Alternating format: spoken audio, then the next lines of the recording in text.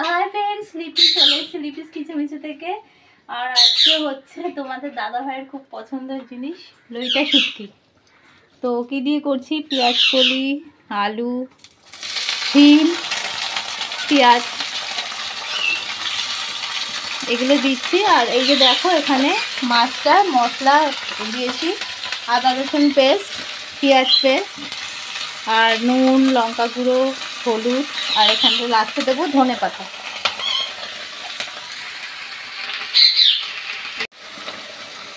এই যে লইটা শুটকি, এগুলো ভালো করে গরম জল করে ধুয়ে তারপরে এতে দেব, দিয়ে অনেকক্ষণ ধরে কষাবো। আর এই মাছটা হবে, এটা কি বগু মাছ বলে বলে, আলু আর শিম দিয়ে করব।